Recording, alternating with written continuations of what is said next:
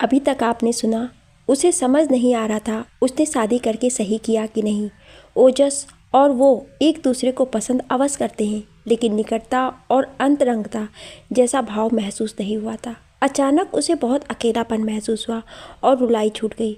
उसे लगा ओजस को इस समय उसके पास होना चाहिए था। उसके पास बैठकर कुछ हल्की फुल्की बातें कर लेता तो उसे निश्चिंतता महसूस होती। इतनी बेचैनी और घबराहट तो नहीं लगती। फिर थकान के कारण उसकी आंख लग गई। अब आगे सुबह आँख खुली तो अमृता की समझ नहीं आया वह है कहाँ। अनजान कमरा, फिर याद आया उसकी शादी हो गई है। पलट कर देखा ओजस बेसुध सोया था बगल में। घड़ी पर नजर गई 10 बज गए थे। हे भगवान, पहले ही दिन इतनी देर तक सोती रही। ना जाने सास ससुर क्या सोचेंगे। मम्मी ने कहा था जल्दी उठकर नहा धोकर पहले उनके पैर छूना, फिर रसोई में नाश्ता बनाना। उसने ओजस को झकझोर कर उठाया और कहा, सुनो ओजस, 10 बज गए हैं। सब क्या सोच रहे होंगे, इतनी देर हो गई सोते हुए। वो नींद में बोला, रात बहुत देर तक मस्ती करते रहे, सभी सो रहे होंगे, तुम भी सो जाओ। और वो करवट बदल कर सो गया।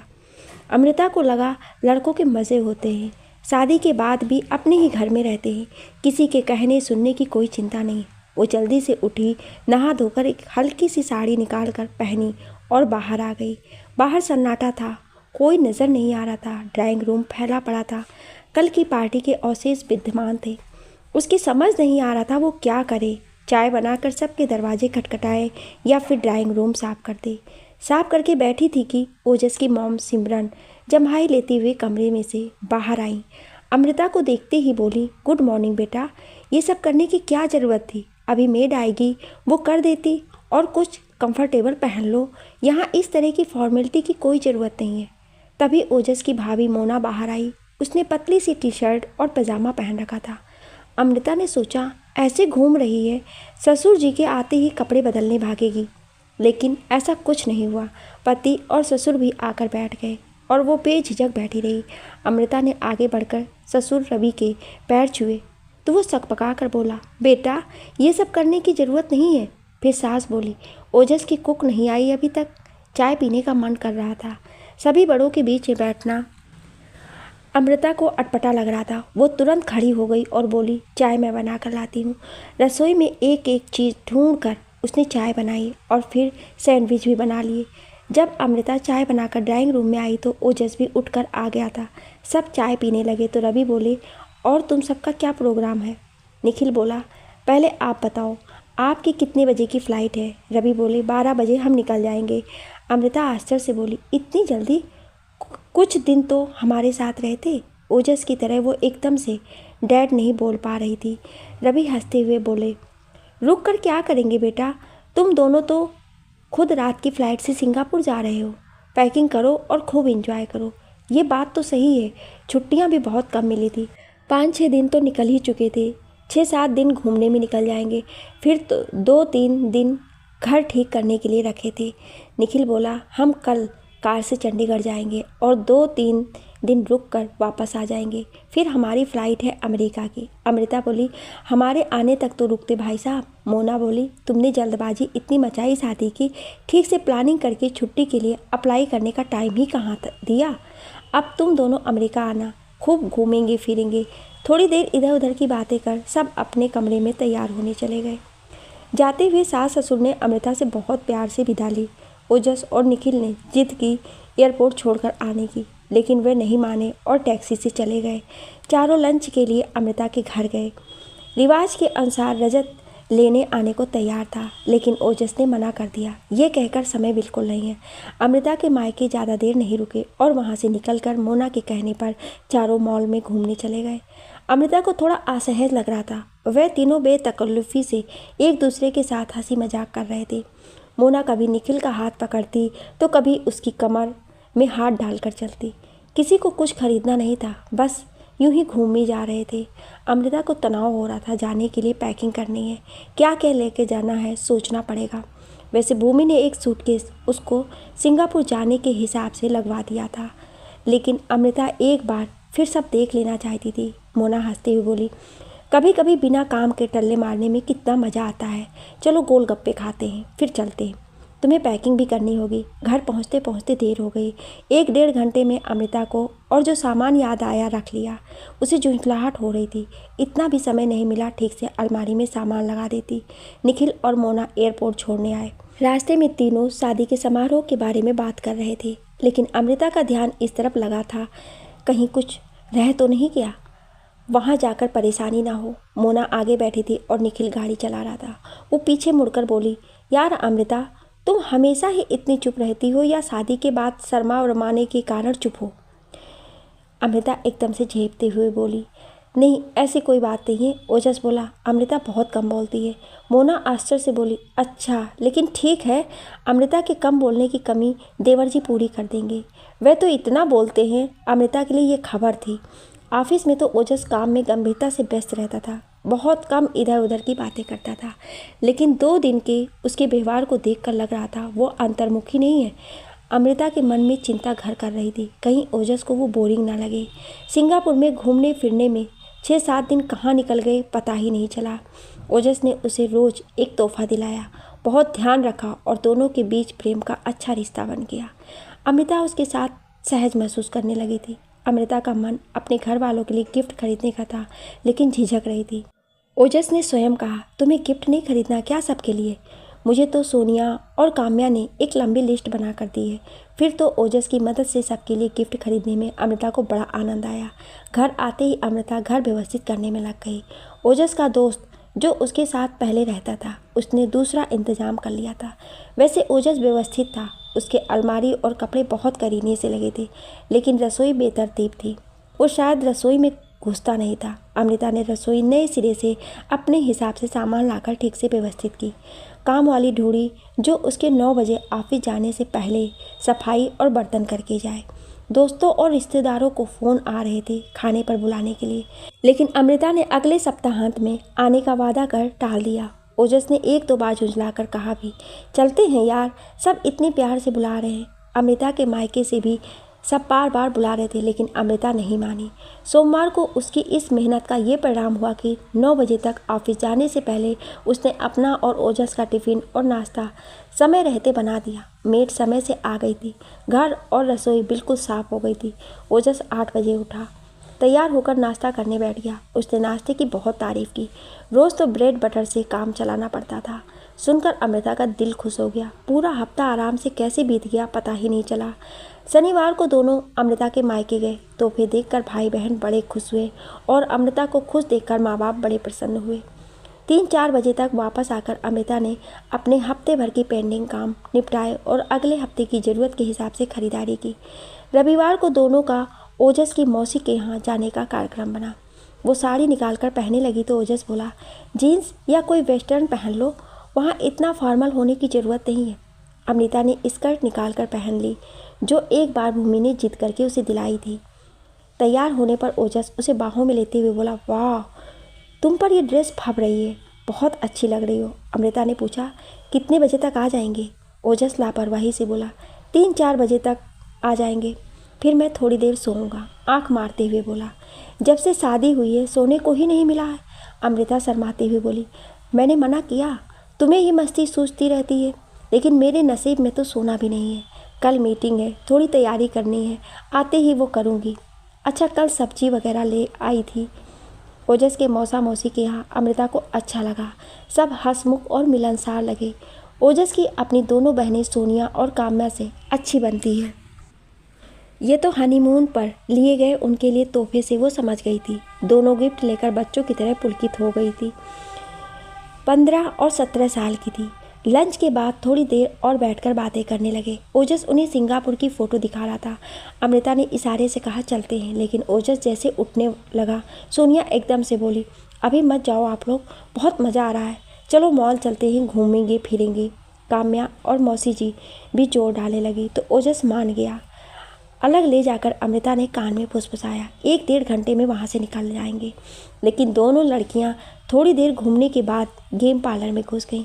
फिर तो ओजस भी गेम खेलने में इतना मशगूल हो गया, समय का ध्यान ही नहीं रहा।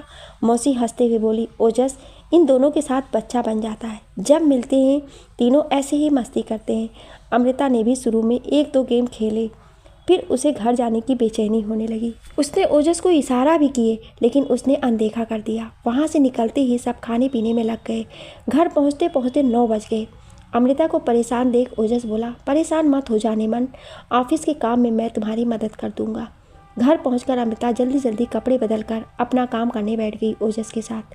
तभी ओजस के मम्मी पापा का फ़ोन आ गया और वो दूसरे कमरे में चला गया बात करने। 1-1.5 घंटे काम करने के बाद अमृता ने दूसरे कमरे में जाकर देखा तो ओजस सोया पड़ा था। उसे हंसी आ गई। जल्दी से अपना थोड़ा और काम करके उसने ओजस को जगाया और बेडरूम में सोने के लिए कहा।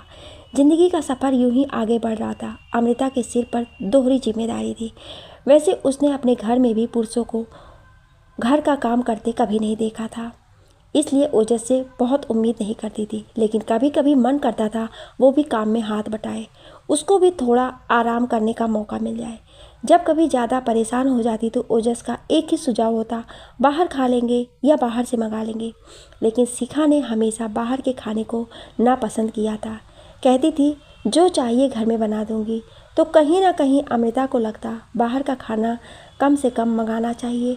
फिर सोनिया और काम्या कभी भी आ जाती और आते ही पिज्ज़ा पास्ता का ऑर्डर दिलवाए बिना नहीं मानती। उनके आने से घर में हो हल्ला और मौज मस्ती का माहौल बन जाता। अमृता को भी मज़ा आता लेकिन कभी कभी उकताहट भी होती। छुट्टी वाले दिन वो काम निपटा कर ओजस के साथ अकेले कुछ समय बिताना चाहती।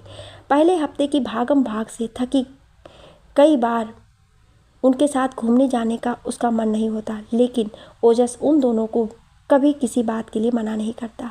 अगले हफ्ते शुक्रवार को दिवाली थी। दोनों पति पत्नी ने शनिवार को बाजार जाकर दोस्तों और रिश्तेदारों को देने के लिए तोहफे खरीदे। सारा दिन खरीदारी करके थक गए थे लेकिन खुश थे। निश्चय किया रविवार को सब गिफ्ट पैक कर करीने से रख देंगे।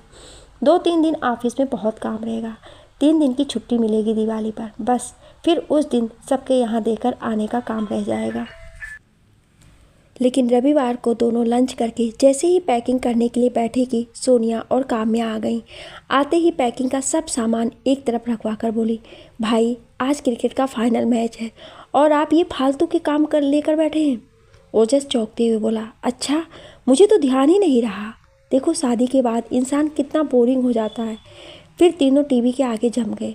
अमिता रसोई साफ कर रही थी। उसका मन बुझ गया, अब तो शाम तक कोई काम नहीं हो पाएगा। पहली दिवाली थी शादी के बाद। उसको चाव लग रहा था। घर साफ करके सजाने का विचार था मन में। उसने सोचा था दिवाली वाले दिन समय निकालकर रंगोली भी बनाएगी। करना तो बहुत कुछ चाहती थी लेकिन समय सीमित था। सुबह से अमृता ओजस को बड़े उत्साह से यही सब बता रही थी, लेकिन दोनों बहनों के आते ही उसका उत्साह ठंडा पड़ गया। पहले दिल में जो निकटता और उमंग महसूस हो रही थी एक साथ त्यौहार की तैयारी करने की, वो जाती रही। उसे लगा ओजस एकदम से उसे अकेला छोड़ चला गया। फिर उसने अपने आप को धिक्कारा, कितनी छोटी सी बात का मन में बतंगड़ बना रही है। ओजस पर उसकी बहनों का भी तो हक है, लेकिन अब वो शादीशुदा है। उसकी जिम्मेदारी पत्नी और गृहस्थी के प्रति भी है। उसने सोचा था दोनों मिलजुल कर पैकिंग करेंगे, फिर शाम को बाजार जाकर कुछ पारंपरिक कपड़े खरीद कर लाएंगे दिवाली वाले दिन पहनने के लिए। वैसे तो साड़ियाँ थी उसके पास, लेकिन वो जिस रंग का कुर्ता पजामा ओजस खरीदने वाला था उससे मिलते जुलते रंग की साड़ी लेना चाह रही थी। दिए और लक्ष्मी गणेश की मूर्ति भी लानी थी। कितना काम है, और उसे क्रिकेट का शौक नहीं था। उसे ओजस का टीवी के आगे बैठना समय की बर्बादी लग रही थी। उसने सोचा औपचारिकता के लिए 10-15 मिनट के लिए उन तीनों के साथ बैठकर उठ जाएगी और पैकिंग शुरू कर देगी। लेकिन 15 मिनट बाद ही काम्या बोली, भाभी पॉपकॉर्न हो तो बना दो और पेप्सी भी दे दो। तभी सोनिया बोली, हम तो घर से खाना खाकर भी नहीं आए हैं, कुछ सैंडविच बना दो प्लीज़। अमृता सब बनाकर उन्हें पकड़ाकर जाने लगी तो काम्या बोली, भाभी कहाँ जा रही हो, हमारे साथ बैठकर मैच देखो ना, कितना मज़ेदार मैच चल रहा है। ओजस बोला, बैठ जाओ ना यार, बाद में मिलकर कर लेंगे, फटाफट हो जाएगा। अमृता के लिए काम पेंडिंग पड़ा हो तो कहीं और मन नहीं लगता। फिर क्रिकेट में तो उसे बिल्कुल दिलचस्पी नहीं थी। वो संकोच बस उठ नहीं पा रही थी, लेकिन उसे ओजस पर बहुत गुस्सा आ रहा था। वो कह सकता था, अमृता तुम थोड़ा बहुत कर लो या यहीं ले आओ, क्रिकेट देखते हुए कर लेते हैं। वह तीनों हर चौके छक्के पर पागलों की तरह उछलते, जोर जोर से चिल्लाते और अमृता का घड़ी की सरकती सुइयां देख तनाव बढ़ता जा रहा था। उसका सिर भारी हो रहा था। गनीमत थी 2020 था। 5:30 बजे तक खत्म हो गया। अमृता ने अपने आप को धिक्कारा। बेकार इतनी तनावग्रस्त हो जाती है। ये दोनों अब चली जाएंगी और वह दोनों फटाफट अपने काम निपटा लेंगे। ओजस खड़े होते हुए बोला, चलो यार चाय पिला दो, फिर पहले बाजार चलते हैं खरीदारी करने। तुम दोनों को भी घर छोड़ दूंगा। अमृता को लगा उन दोनों को छोड़कर बाजार जाएंगे, लेकिन ऐसा नहीं हुआ। वह दोनों भी साथ गईं और मॉल में उनकी मस्ती चालू रही। कभी वह अपने लिए कोई ड्रेस निकाल लाती और पहनकर दिखाती, तो कभी यूं ही सेल्फी लेने लगती। ओजस का ध्यान बार बार अपनी हरकतों पर खींच लेती। भैया ये देखो, भैया वो देखो। एक बार को तो उसका मन हुआ उन तीनों के बीच में कूद पड़े और बोल दे, मस्ती बाद में कर लेना, पहले ये ज़रूरी काम कर लेते हैं, फिर दोबारा बाजार आने का समय नहीं मिलेगा। लेकिन उसे लगा ससुराल पक्ष की तरफ की हैं, नंदे हैं, कहीं बुरा ना मान जाए।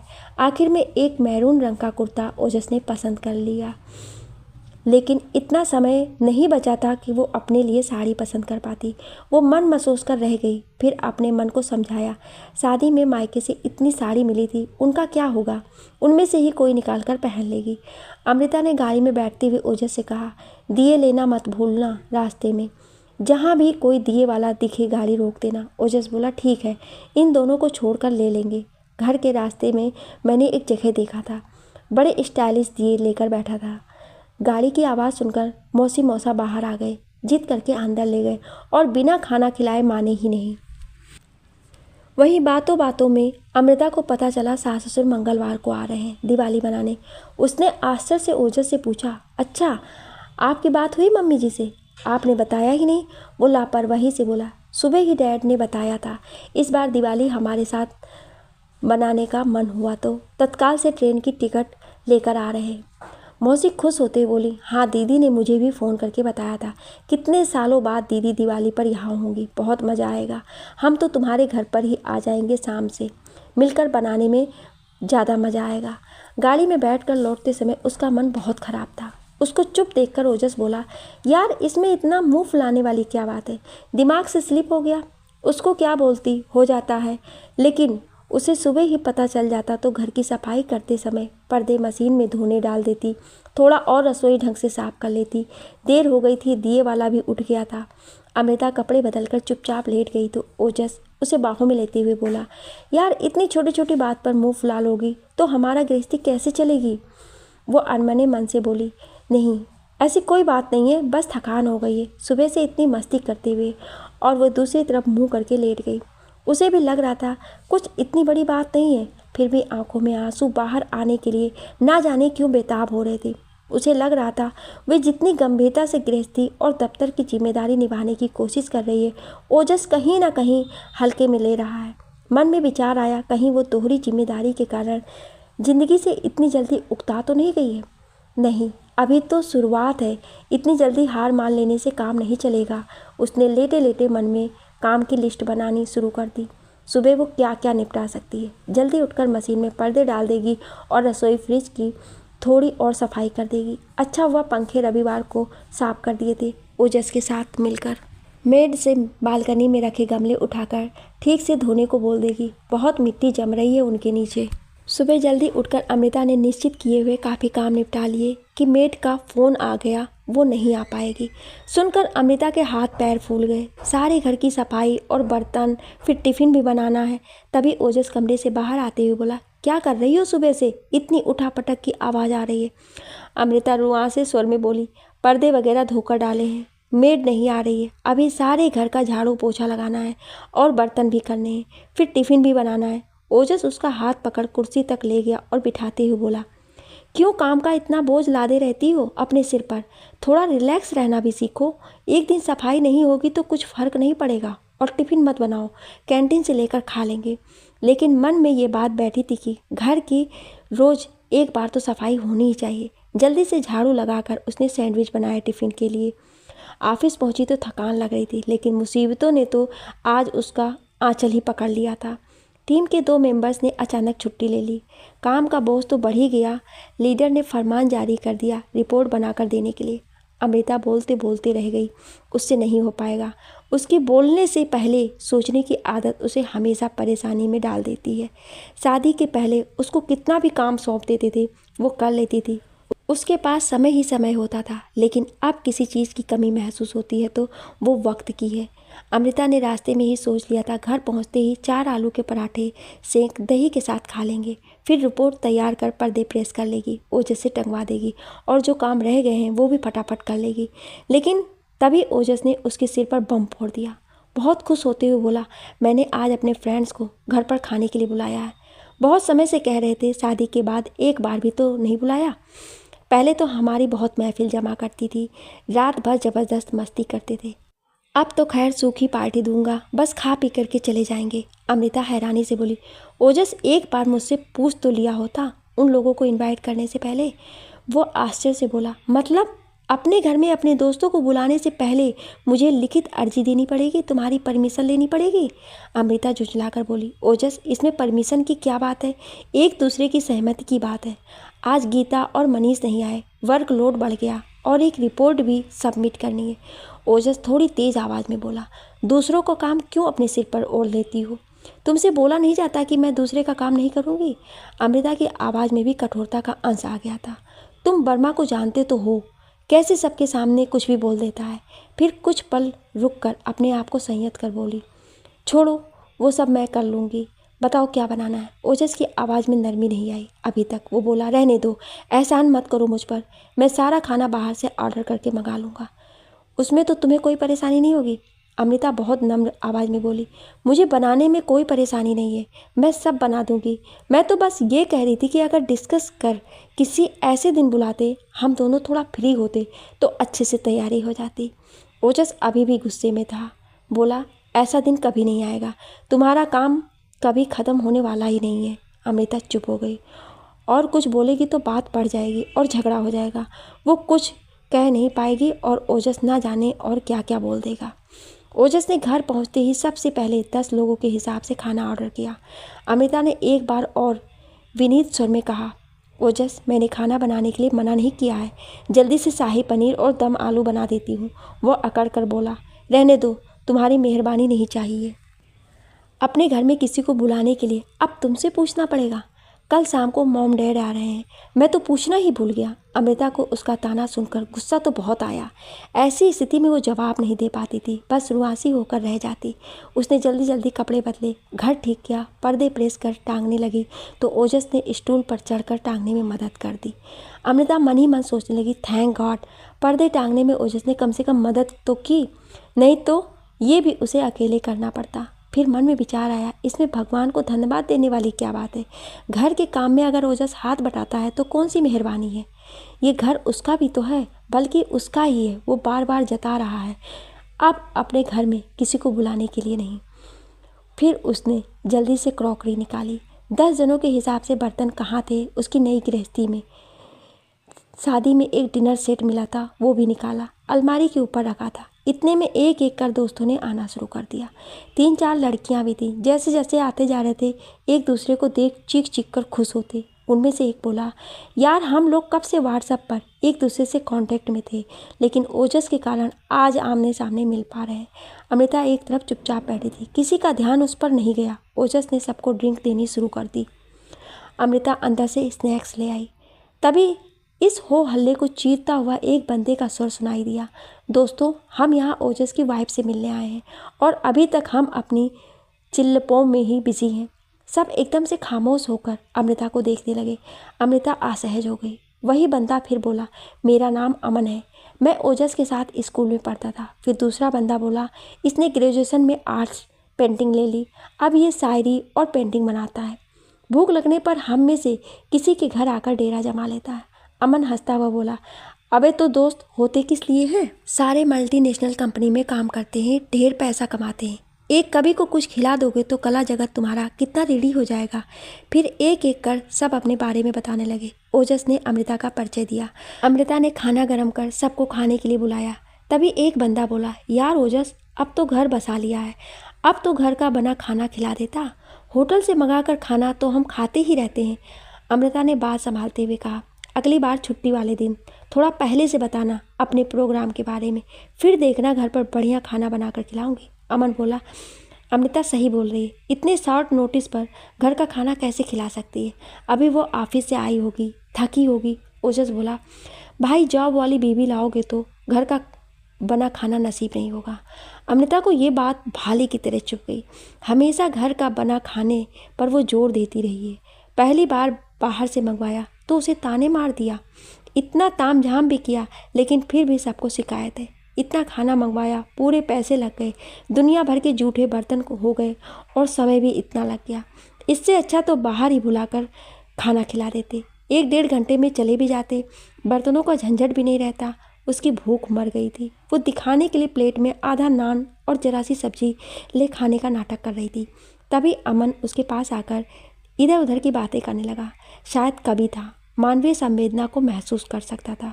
उसके आंसू छलक ना जाए इसलिए ध्यान भटकाने की कोशिश कर रहा था। खाना खाकर फिर सब ड्राइंग रूम में जाकर शोर मचाने लगे। अमृता कुछ पल वहाँ खड़ी रही, लेकिन किसी को उसके होने ना होने पर कोई फर्क नहीं पड़ रहा था। वो रसोई में जाकर संगवाने लगी। इतने ढेर सारे बर्तन देख उसे तनाव हो रहा था। उसने सोचा सारे मस्ती में लगे हैं, वो बर्तन निपटा लेती है इतनी देर में। उन सब के जाने के बाद करेगी तो बहुत देर हो जाएगी। फिर ऑफिस का भी थोड़ा काम करना है। आधे बर्तन भी नहीं हुए थे कि 3 लड़कियां रसोई में आ गईं। एक बोली, सॉरी यार अमृता, तुम्हारा बहुत काम बढ़ा दिया। दूसरी बोली, अरे यार हम कौन सा रोज़ आते हैं, बर्तन बाद में मांज लेना, अभी हमारे साथ चलकर इंजॉय कर लो। वो काम बीच में छोड़कर बाहर आ गई। बर्तन धोने के कारण उसका कुर्ता आगे से थोड़ा गीला हो गया था। ओजस ने उसे घूर कर देखा। 1-2 दोस्त उठ गए थे जाने के लिए। आधे पौने घंटे में एक एक कर जाने लगे। ओजस गुस्से से बोला, उन सबके सामने क्या जताना चाहती थी, कितना काम करती हो? अमृता उसका मुंह देख रही थी कि वो बात कहाँ से कहाँ ले जा रहा है। वो बोली, मैं कुछ नहीं जता रही थी, ना ही मुझे ज़रूरत है, मैं केवल अपना काम निपटा रही थी। ओजस चिल्लाते हुए बोला, कल सुबह हो सकते थे बर्तन, कितनी बुरी लग रही थी, कपड़ों से पानी टपक रहा था। अमृता को भी गुस्सा आ रहा था। वो तेज स्वर में बोली, सुबह क्या क्या कर पाऊंगी, मेड आज नहीं आई तो कल का क्या भरोसा आ जाएगी, फिर शाम को मॉम डैड आ जाएंगे, उनके लिए कुछ बना कर रख कर जाऊँगी और रात के खाने की तैयारी भी करके जाना पड़ेगा। ओजस चिल्ला कर बोला, कोई ज़रूरत नहीं है मॉम डैड के लिए खाना बनाने की, उनके लिए भी मैं बाहर से ही मंगवा लूँगा। ऑफिस में सब सही कहते हैं, तुम बहुत बोरिंग हो, ना खुद मस्ती करना जानती हो, ना दूसरों को करते देख तुम्हें अच्छा लगता है। अमृता को विश्वास नहीं हुआ। उसने जो सुना वही ओजस ने कहा था। वो चुपचाप दूसरे कमरे में जाकर अंदर से कुंडी लगाकर लेट गई। उसकी समझ में नहीं आ रहा था उसकी गलती क्या थी। वो कितनी भी कोशिश कर ले, किसी की भी उम्मीद पर खरी नहीं उतर रही थी। शाम से ही आंसू छलकने के लिए बेताब हो रहे थे। रोते रोते वो सो गई। सुबह उठी तो लगा बेकार इतना परेशान हो रही है। गृहस्थी में ये छोटी मोटी तकरार तो चलती रहती है, पुरुष थोड़ा तो रौब दिखाते ही है। अमृता ने जल्दी जल्दी काम निपटाने शुरू किए। बस गनीमत ये रही कि मेड आ गई और उसके समय से सोचे हुए सारे काम निपट गए।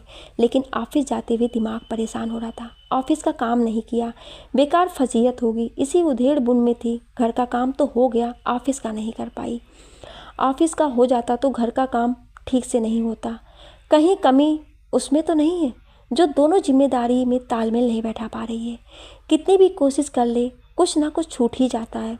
वो यही सब सोच रही थी कि उसने महसूस किया इतनी देर हो गई, ओजस गाड़ी चला रहा है लेकिन एक शब्द नहीं बोला। रात जो ताने मार रहा था, सुबह उठकर एक बार तो अपनी गलती महसूस कर सॉरी बोल सकता था। चलो सॉरी बोलने में ज़बान घिस रही थी और दूसरी बातें अपनी तरफ से शुरू कर देता। वो भी पहले दिन की बातें भूलकर सामान हो जाती। ऑफिस में बर्मा ने भी सुना दिया, अमृता जब काम नहीं करना हो तो पहले हाँ क्यों करती हो। इस तरह की लापरवाही में बर्दाश्त नहीं करता। वो मायूसी अपनी सीट पर बैठी थी। उसका मैनेजमेंट ही सही नहीं होगा। अब तो दुनिया में कितनी औरतें नौकरी करती हैं और बहुत उन्नति भी कर रही हैं। इसका मतलब ऑफिस में उनका कार्य अच्छा ही होगा, तभी तरक्की मिल रही है। अमृता को लग रहा था यही हालात रहे तो ऑफिस में तो उसकी तरक्की की कोई गुंजाइश नज़र ही नहीं आ रही है। गृह कार्य में भी ओजस संतुष्ट नज़र नहीं आ रहा है। इसका मतलब वह दोनों मोर्चों पर असफल है। नहीं, उसने मन ही मन निश्चय किया वह ऐसे हार नहीं मानेगी और योजनाबद्ध तरीके से मेहनत करेगी। दोनों भूमिका सफलता से निभाएगी। उसने जल्दी जल्दी ऑफिस में ही पहले दिन का पेंडिंग काम और उस दिन का सारा काम किया। लिस्ट बनाई, घर पहुंचकर कौन कौन से काम आज उसने हर हालत में करने हैं। वर्मा ने काम देखकर कुछ गलतियां निकालकर मुंह बनाते हुए कहा, क्वालिटी का ध्यान रखना चाहिए काम में। चलो इस बार तो इससे काम चला लेंगे। वो सोचते हुए ऑफिस से बाहर निकली। कैसे एहसान जता रहा था। ओजस ने शाम को ही मैसेज कर दिया था वो ऑफिस से जल्दी निकलकर मॉम डैड को लेने स्टेशन चला जाएगा। इन दिनों उस पर वर्कलोड कम था। अमृता ने ऑटो लिया और घर पहुंच गई। तीनों आराम से टीवी के आगे बैठे थे। मॉम ने उसको देखते ही गले लगा लिया और डैड भी बड़े प्यार से मिले। फिर अमृता कपड़े बदलकर चाय और पकौड़े बना लाई। रात के खाने की वह सुबह तैयारी कर गई थी, इसलिए तनाव कम था दिमाग में। चाय पीकर मॉम बोली, और बेटा दिवाली की तुमने क्या क्या तैयारी कर ली है और क्या रह गया है, देख लेते हैं। तोहफे देखकर खुश होते हुए बोली, बहुत बढ़िया बेटा, बहुत समझदारी से गिफ्ट लिए हैं, लेकिन थोड़ा पैक कर लेते तो अच्छा रहता। दिए और पूजा की सामग्री वगैरह भी नहीं लाए, मिठाई भी आएगी। अमृता ओजस की तरफ देखते हुए बोली, शायद वो कुछ सहारा थे, बस मम्मी जी लाने वाले थे, थोड़ा बिजी चल रहा है आजकल। मॉम गंभीरता से बोली, बेटा कितना भी बिजी चल रहा हो, गृहस्थी के जो जरूरी काम है उनको तो करना ही पड़ेगा। आदमियों का तो ऐसा ही है, ऑफिस से आकर सोचते हैं किला फतेह कर लिया, छोटे छोटे गृहस्थी के कामों का तो हमें ही ध्यान रखना पड़ता है। मुझे देख, शादी के बाद सारे कस्टम सीखे एक एक करके। तेरे ससुर तो पल्ला झाड़ कर खड़े हो गए, मुझे कुछ नहीं पता। मैंने फिर अपनी सास से एक एक रीति रिवाज समझे। ओजस भी ऐसा ही लापरवाह है। वो ये सब प्यार से ही कह रही थी, लेकिन अमृता को लगा सब को उसकी कमियां ही नज़र आती हैं। उसे शायद इतना बुरा नहीं लगता अगर वो इन कामों को करने की कोशिश नहीं कर रही होती। उसे सब काम याद थे, लेकिन ओजस का बिल्कुल साथ ना मिलने के कारण वो निपटा नहीं पाई। उसे उम्मीद थी अब ओजस उसके पक्ष में बोलेगा, लेकिन उसकी तरफ से कोई उत्तर नहीं आया, तो वो खामोश हो गई। सफाई देने से कोई फ़ायदा नहीं है। उसके बाद अमृता का काम यंत्र चलित निर्देशों का पालन करना रह गया। मॉम ने सारी व्यवस्था अपने हाथ में ले ली। कहाँ जाना है, कब जाना है, दिवाली की मिठाई देने, किसको क्या देना है, सब उन्होंने निश्चित किया। जो सामान रह गया था पूजा का बाजार से लाने का, वो भी मॉम ओजस के साथ जाकर ले आई। अगले दिन ओजस और अमृता को तो ऑफिस जाना था, तो कई रिश्तेदारों के यहाँ मिठाई सास ससुर ही देने चले गए। अगले दिन छोटी दिवाली थी और दोनों की छुट्टी थी। ओजस सुबह से झालर वगैरह टांगने में व्यस्त था और वो रसोई में। उसके दोनों भाई दिवाली लेकर आने वाले थे। वो उनके लिए कुछ अच्छा बनाना चाहती थी। फिर बुआ और चाचा का परिवार भी लंच पर आने वाले थे। सारा दिन यही रहा, कोई ना कोई आता रहा और वो रसोई में लगी रही। अगले दिन भी यही हाल रहा। मौसी व मामा का परिवार लंच के समय से ही आकर बैठ गए। वो सारा दिन रसोई में लगी रही। दिवाली का दिन था, मेड भी नहीं आने वाली थी, बर्तन भी उसे ही मांजने थे। सब बाहर मस्ती कर रहे थे, बातों में मस्त थे। वे अकेली सब का खाना बना रही थी। जब तब बच्चे आकर कह जाते, भाभी मैगी बना दो, बहुत मन कर रहा है, एक दो चीज़ सैंडविच बना दो। एक बार काम्या रसोई में आई और बोली, बाहर आओ ना भाभी, क्या सारा दिन रसोई में घुसी रहोगी, बहुत मज़ा आ रहा है, सब कितनी मस्ती कर रहे हैं। तभी ओजस का स्वर सुनाई दिया, रहने दे काम्या, इसे रसोई में मज़ा आता है। अमृता को रोना आ गया।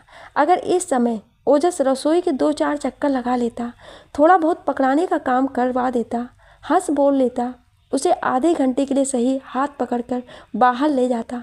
अमृता को ये सब करना बोझ नहीं लगता है। इतना तो सहयोग चाहना ओजस से क्या गलत है। ऊपर से ताना मार रहा है। बातें बनाना, खाली बैठना किसको अच्छा नहीं लगता है, लेकिन इतने मेहमानों को खिलाने पिलाने की जिम्मेदारी कोई तो लेगा। अब रोज़ क्यों नहीं बाहर से खाना मंगा लेता। जरा सी चूक हो गई आवभगत में, दो सारा सब को अमृता का नज़र आएगा। शादी के बाद औरतों की ज़िंदगी में क्या यही सब होता है।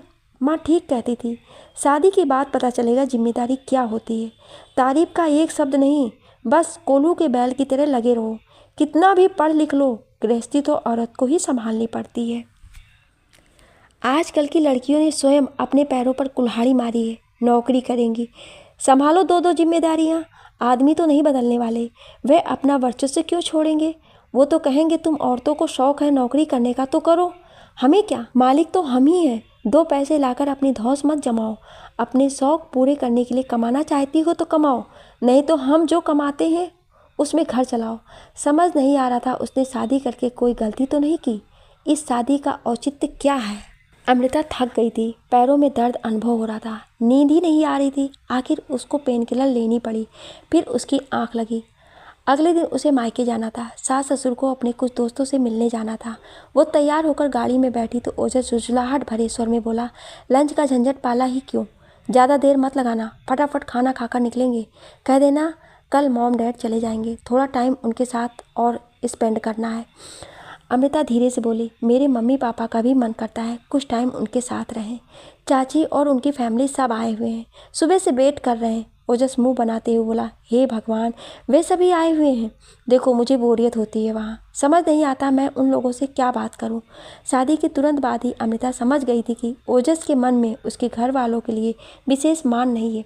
एक दिन वो हंसते हुए बोला था, जानती हो उस दिन इंटरव्यू देने वाले से ज़्यादा नर्वस थे।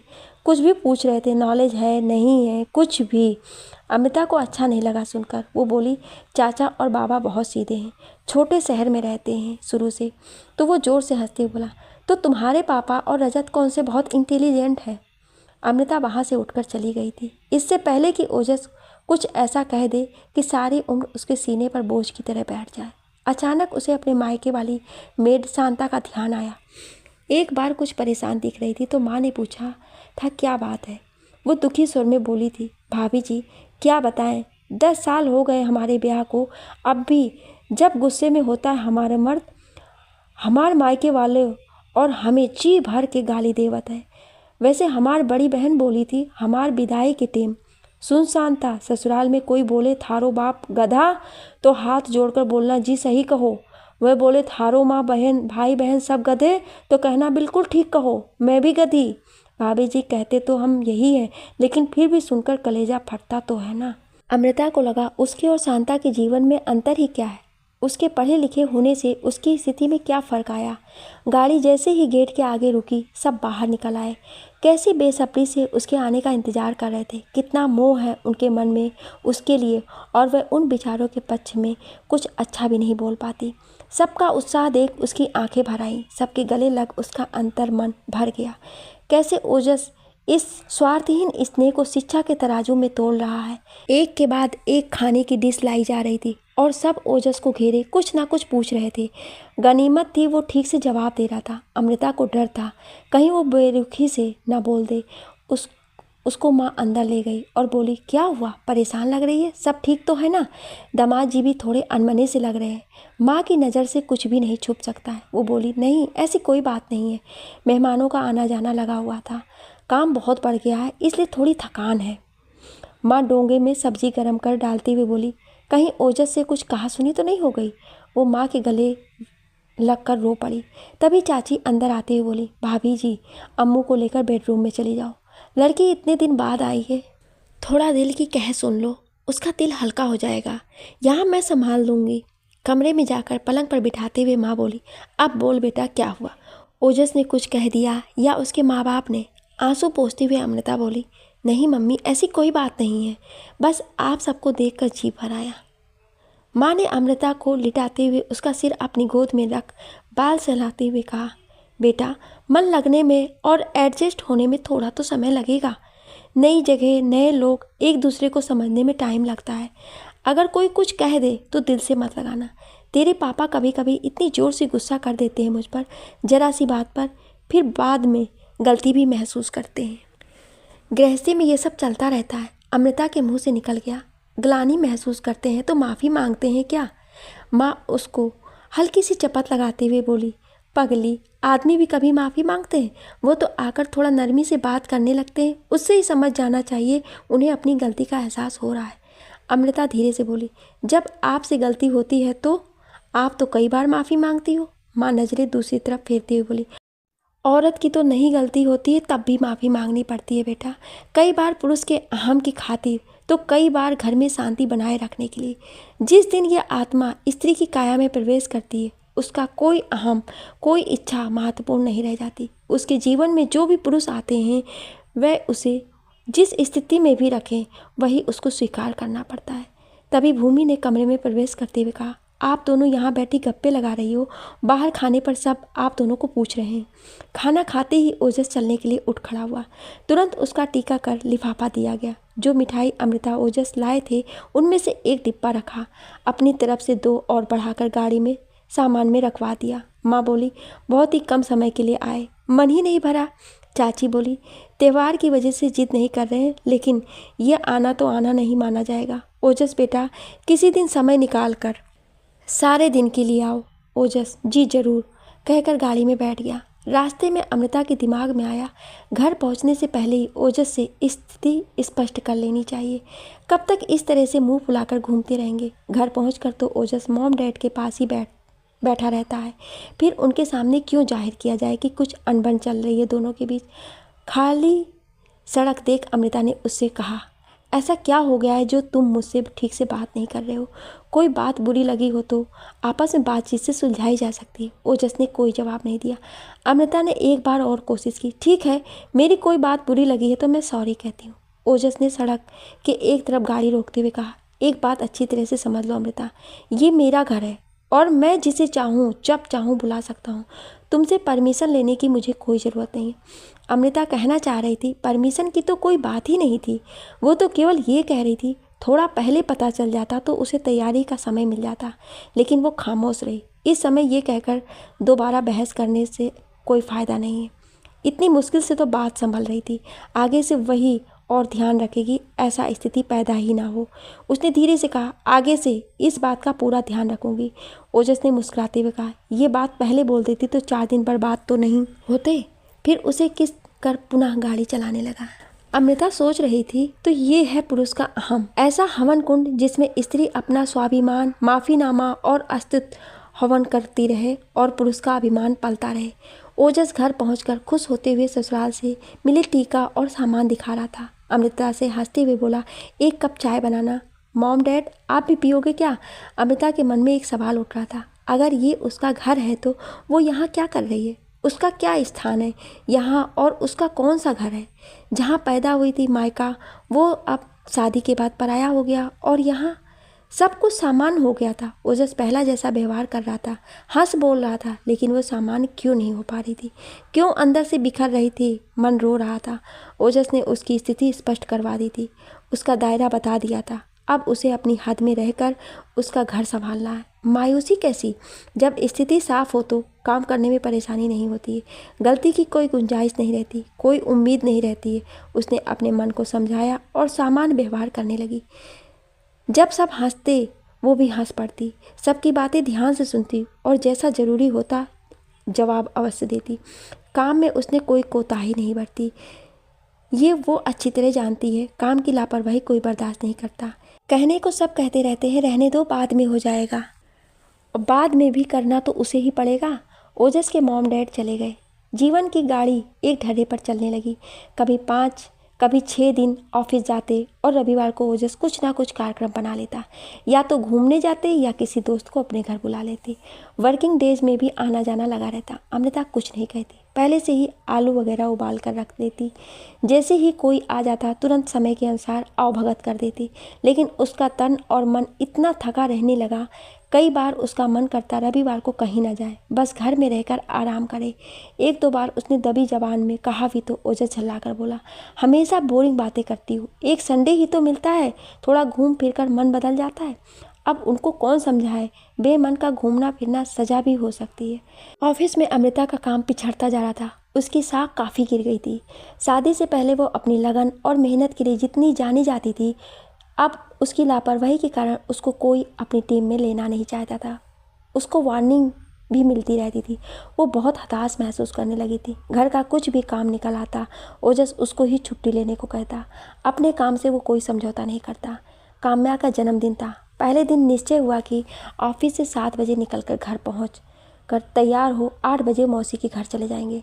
3 बजे ऑफिस से मौसी का फ़ोन ओजस के पास आया, बेटा अमृता को अभी भेज दो मेरे घर। जिसको शाम खाना बनाने के लिए बुलाया था उसका ऐन वक्त पर फ़ोन आ गया है, नहीं आ पाएगी। अमृता सब्जी टेस्टी बनाती है, थोड़ी मदद कर देगी, इज्जत रह जाएगी। ओजस ने तुरंत अमृता की सीट पर आकर ये बात ऐसे बताई जैसे मौसी ने कितनी इज्जत बख्शी दी हो। अमृता ने विरोध किया, ऐसे कैसे काम बीच में छोड़कर जा सकती है? वो लाड जताते हुए बोला, अरे उसकी फिक्र मत करो, मैं तुम्हारे टीम लीडर से बात कर लूँगा, तुम बस चली जाओ। सोचो सब रिश्तेदारों में तुम्हारी कितनी तारीफ होगी। अमृता को जाना पड़ा। मौसी ने कुछ तैयारी नहीं रखी थी। पहले तो खाना बनाने वाले के इंतज़ार में बैठी रही, फिर जैसे ही पता चला वो नहीं आएगी तो इतनी नर्वस हो गई, हाथ पैर फूल गए। कुछ काम हुआ ही नहीं। अमृता ने जल्दी जल्दी सोनिया की थोड़ी बहुत मदद लेकर 40-50 लोगों का खाना बनाया। उसने सोचा था 7 बजे तक सब काम निपटा कर अपने घर चली जाएगी और अच्छे से तैयार होकर पार्टी के समय तक आ जाएगी, लेकिन जब निगाह घड़ी पर गई तो 7:30 बज गए थे और मेहमानों के आने का समय हो रहा था। उसने मौसी से कहा, मौसी जी थोड़ी देर तो हो गई है, लेकिन मैं फटाफट घर जाकर तैयार होकर आती हूँ। मौसी एकदम से बोली, नहीं बेटा, इस समय तुम्हारे जाने से बहुत रिस्क है। अगर ट्रैफिक में फंस गई और देर हो गई तो मेरी तबीयत पहले ही घबरा रही। भटूरे तो तुम ही बना सकती हो, प्लीज़ मत जाओ। ऐसा करते हैं ओजस को फ़ोन कर देते हैं, वो तुम्हारी ड्रेस ले आएगा, तुम यहीं तैयार हो जाना। पहले तो ओजस का फ़ोन मिला नहीं। मिला तो वो बोला, मुझे ऑफिस में इतनी देर हो गई है, अब तो मैं सीधा आ रहा हूँ। अगर घर गया तो बहुत देर हो जाएगी। अमृता को बोलो सोनिया की कोई ड्रेस लेकर पहन लेगी। सोनिया और काम्या का वजन उससे ज़्यादा था और उनके कपड़ों में अमृता को कोई अपने लिए उचित नहीं लगी। फिर भी एक सिंपल सी पोशाक निकालकर उसने पहनी। वो बहुत असहज लग रही थी, लेकिन क्या करती। जब ओजस आया तो उसे देखकर आश्चर्य से बोला, कैसी लग रही हो, ये क्या पहन लिया है। वो और विचलित हो गई। पूरे समय रसोई में घुसी रही, बाहर बहुत कम समय के लिए आई। उसे लग रहा था सब उसे अजीब नज़रों से देख रहे हैं। लौटते वक्त गाड़ी में ओजस हंसते हुए बोला, ये ड्रेस तुम पर बहुत फनी लग रही थी, और कुछ नहीं मिला तुम्हें पहनने को। वो थके स्वर में बोली। वो दोनों अधिकतर मिनी स्कर्ट और शॉर्ट्स पहनती हैं, यही कुछ सोबर सी ड्रेस मिली तो पहन ली। थोड़ा पहले ऑफिस से निकल जाते और मुझे तैयार होने के लिए घर ले आते। वो बोला, एक इम्पॉर्टेंट क्लाइंट आ गया था, उसमें बहुत समय लग गया था। तुम्हें खुद समय का ध्यान रखना चाहिए था, तुम्हारा टाइम मैनेजमेंट बहुत गड़बड़ है। अमृता ने अपना सारा ध्यान खिड़की के बाहर देखने में लगा दिया। वो गहरी गहरी सांस ले रही थी, कहीं उसका रोना ना चालू हो जाए। सारी कमी उसी में ही है और वह कितनी भी कोशिश कर ले सबको खुश नहीं कर सकती। अगले दिन ऑफिस पहुंचकर उसे अपनी टीम लीडर से तगड़ी डांट पड़ी। ओजस उसे बताना ही भूल गया था अमृता के जाने के बारे में। उसके खिलाफ अनुशासनहीनता का चार्ज लगाने की धमकी देकर वो चला गया। सबके सामने बहुत अपमानित महसूस कर रही थी और ओजस पे उसे बहुत गुस्सा आ रहा था। बहुत देर तक बाथरूम में बंद होकर रोती रही। शाम को जब उसने ओजस से इस बारे में पूछा तो वो लापरवाही से बोला, अरे यार भूल गया, कौन सा पहाड़ टूट पड़ा, थोड़ा बहुत कह दिया उसने तो क्या फ़र्क पड़ता है, ऑफिस में ये सब चलता रहता है। जिस इंसान को अपनी गलती का एहसास नहीं, उसे क्या बोले। वो अपने आंसू पीकर रह गई, थक गई थी माफ़ी मांगते मांगते, अपनी सफाई देते देते। इस बार वो खामोश रही। 2-3 दिन बाद ओजस को एहसास हुआ अमृता की चुप्पी का। रात को उसे बाहों में लेते हुए बोला, क्या हुआ अमृता, इतनी चुप क्यों हो। वो अपनी सारी परेशानियों का चिट्ठा एक साथ क्या खोलती, फिर वो सुन भी नहीं पाता। इसलिए अमृता बोली, बस ऑफिस में काम करना बहुत मुश्किल होता जा रहा है। 1-2 काम सही नहीं हो पाए तो रेपुटेशन काफ़ी ख़राब हो गई है। इस बार वर्मा ने अपने नए प्रोजेक्ट में मुझे लेने से मना कर दिया है। ओजस बोला, तो अच्छा है ना, उसके साथ काम करके तुम परेशान भी कितना रहती हो, किसी और में ले लेंगे। वो दुखी स्वर में बोली, तुम अपनी टीम में ले लो ना। वो बोला, नहीं, पति पत्नी साथ काम करें ठीक नहीं रहता, बल्कि कहीं और क्यों नहीं ट्राई करती, कंपनी बदल लेना अच्छा रहेगा। सोच तो अमृता भी यही रही थी। उसने 1-2 जगह अप्लाई भी किया था। ओजस बोला, मैं भी ये कंपनी छोड़ने की सोच रहा हूँ, बोर हो गया हूँ, कुछ चैलेंजिंग प्रोजेक्ट नहीं मिल रहा है, किसी और बड़ी कंपनी में ट्राई करूँगा। अमृता ने भी कोशिश करनी शुरू कर दी। अमृता को नई नौकरी मिल गई, लेकिन वो परेशान सी घर में घुसी। सुबह से ओजस भी गायब था, ऑफिस नहीं आया था। शाम को जब आया तो बहुत प्रफुल्लित था, हाथ में मिठाई का डिब्बा लेकर आया। आते ही उसके मुंह में मिठाई डाल उसे गोल गोल नचाते हुए बोला, आई एम सो हैप्पी, मुझे एक ज़बरदस्त जॉब मिल गई है। अमृता खुश होते बोली, ये तो बड़ी अच्छी बात है, कौन सी कंपनी है। वो हंसते बोला, अमृता बहुत बड़ी अंतर्राष्ट्रीय कंपनी है, हमें अमेरिका जाना पड़ेगा। अमृता ने उसके हाथों में से अपना हाथ निकालते हुए पूछा, तुमने जॉब एक्सेप्ट कर ली क्या। वो मुस्कुराते बोला, इतनी अच्छी जॉब एक्सेप्ट कैसे नहीं करता, तुरंत साइन कर दिया अपॉइंटमेंट लेटर पर। अमृता ने मायूसी से पूछा, मुझसे पूछने की ज़रूरत भी नहीं है समझी, मैं अमेरिका में क्या करूँगी। वो झुंझला कर बोला, अरे यार तुमसे पूछता तो सारा सरप्राइज़ ख़त्म हो जाता। अमृता तुरंत बोली, ओजस ये जन्मदिन का तोहफा नहीं है, ये ज़िंदगी भर के निर्णय होते हैं, इसमें दोनों की सलाह ज़रूरी होती है। वह आश्चर्य से बोला, मुझे समझ नहीं आ रहा है तुम किस बात का इशू बना रही हो, बस तुमसे परमिशन नहीं ली, वो परेशान सी बोली, मैं इशू इस बात का नहीं बना रही हूँ। तुमने अमेरिका जाने का निश्चय कर लिया और ये नहीं सोचा एक बार मुझसे पूछ लेते मैं अमेरिका जाना चाहती हूँ कि नहीं, और मैं अमेरिका जा कैसे सकती हूँ, मेरी तो वहाँ जॉब नहीं होगी। वो झुंझला कर बोला, तुम बात तो पूरी सुनती नहीं हो। मुझे दुगना पैकेज मिल रहा है, इतनी अच्छी सैलरी पर हम वहाँ जाएंगे तो तुम जॉब मत करना। वैसे भी तुम्हें दोनों काम करने में थकान हो जाती है, तुम मैनेज कर नहीं पाती हो, तुम बस घर संभालना और आराम करना। वो सोफे पर बैठ हताशी बोली, यही तो फ़र्क है हम दोनों में। मुझे भी जॉब मिल गई है लेकिन बेंगलुरु जाना पड़ेगा, इसलिए मैंने हाँ नहीं करी। मुझे लगा अगर तुम्हारी भी जॉब बेंगलुरु में लग जाती तो हाँ करूँगी। एक बार तुमसे डिस्कस करके ही कोई निर्णय लूँगी। और तुमने मुझसे पूछना भी ज़रूरी नहीं समझा, मेरी तरफ से भी निर्णय खुद ले लिया।